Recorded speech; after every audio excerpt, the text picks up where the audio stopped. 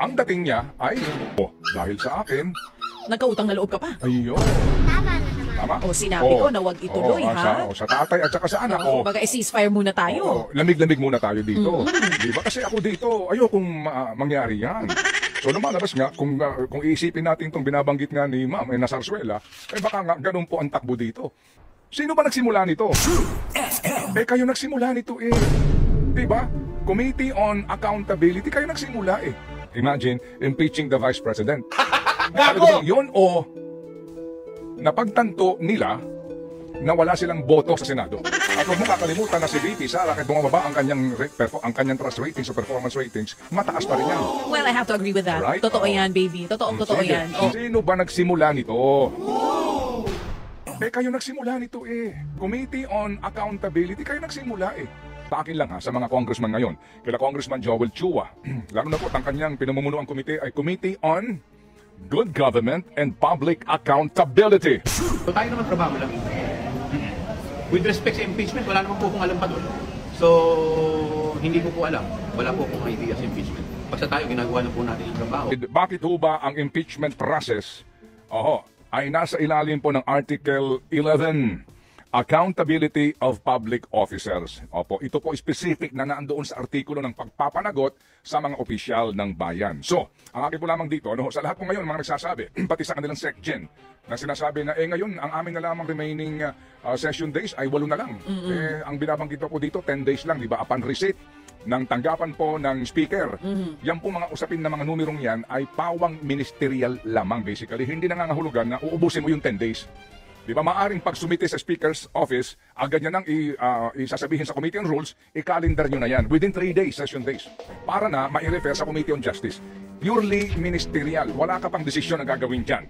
Yung pong form and substance yan, hindi sa kanila yan. But basically po ngayon, sa mga nagsasabi po, na kesyo apot sa oras, kesyo mag-e-eleksyon, kesyo ganire, kesyo ganoon, sino ba nagsimula nito? Sino ba nagsimula nito? Kayo nagsimula nito eh. Di ba? Committee on Accountability, kayo nagsimula eh. Lumabas yung, bagamat ito po, sigurado ako ang depensa dito, yung pinagbabasihan yung committee report na yan, hindi pa final yan, tama? Committee, COA pa lang yan eh. Yaan pa lamang ay memorandum na sinasabi na meron kang dapat ipaliwanag. Binibigyan pa ng sapat na panahon ang tanggapan ng Vice Presidente na magpaliwanag. At yan po ay hindi pa nga itong umaabot sa deadline. So pagkatapos niyan, papanig pa yan sa Commission and then Supreme Court. Yan po ang depensa dyan. Yaang inyong sinasabi na yan na COA report na yan, memorandum na yan, hindi pa yan final. Correct. Tama po, hindi pa yan final. Paano nga naman daw kapag nag-impeachment ka at yan ang pagbabasihan mo? Hindi pa nga final. Paano pa sinabi ng Supreme Court na tama dito? Do not ask due process. Diba? Pero sa kabilang banda, may lumabas nga kasi na mga Mary Grace Piatos. May mga lumabas sa mga tempura. Kokoy Villamin. May lumabas po mga kapatid na mga impormasyon na wala doon. Practically po, hindi nakalatag doon sa memorandum ng COA. So binigyan nyo ng susi itong mga grupong ito na maghain ng impeachment complaint, di ba? So ibig sabihin, kayo ang nagbukas ng daan, kayo ang nagbukas ng pinto para maghain ng impeachment ang mamamayan. So kayo nagsimula nito. Sinimulan nyo, tapusin nyo. Yun, ganun kasi Congressman Paduano. Hindi pa tayo tapos. Ay, hindi ka pa Congressman tapos. Pakilaro naman tayo mga... Break lang po kami. Medyo hold lang ng konti. BRB kumbaga. Okay. Be right back tayo. Pero mukha po naman, pwede mo naman sadyain yun para pumutok ang balita na pinipigil ko sila. Kasi nga naman, para na sa ganun, total naman hindi ito pwedeng umusad, mas maganda na, may utang na loob sila sa akin. Mabubudulin. Okay. Yan ang mga Pilipino. Talaga bang po ikaw, Pangulo ng Pilipinas, sinasabi mo na dapat ginagalang natin ang proseso at ang Kongreso sa kanilang kapangyarihan, ikaw ba mismo magmemensahe sa mga kongresista na itigil nyo yan? Yang binabalak yung impeachment na iyan. Imagine, impeaching the Vice President. Talaga bang yun o napagtanto nila na wala silang boto sa Senado?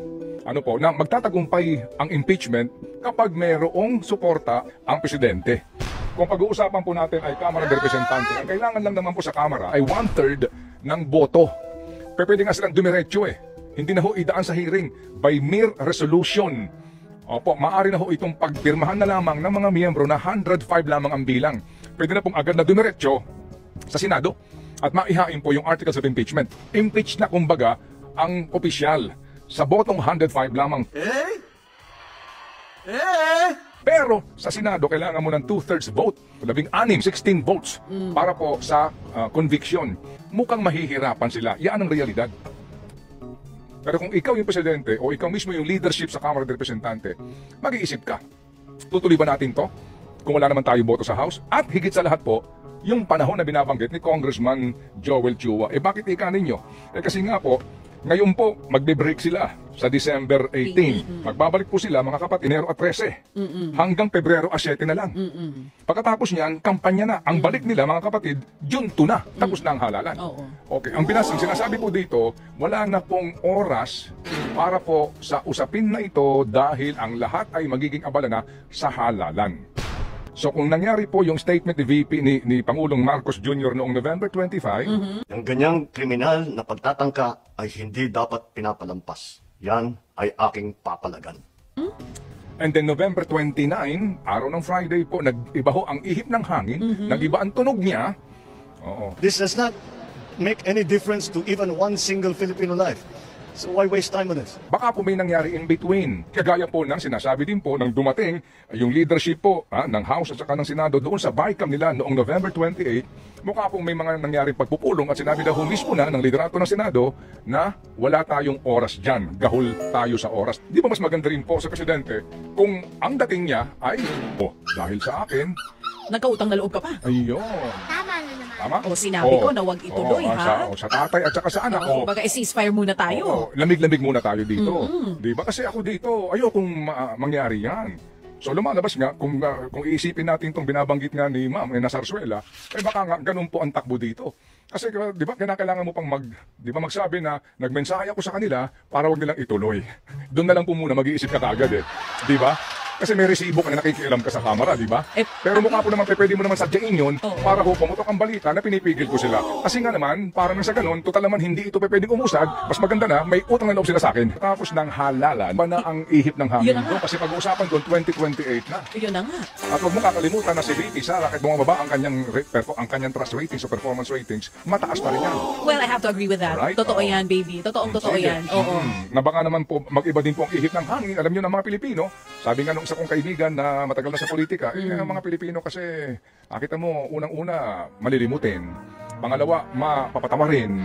Pangatlo, madaling umindayog sa ihip ng hangin. Mabubudulin. Oh. Ma. Okay. Yan ang mga Okay. Pilipino.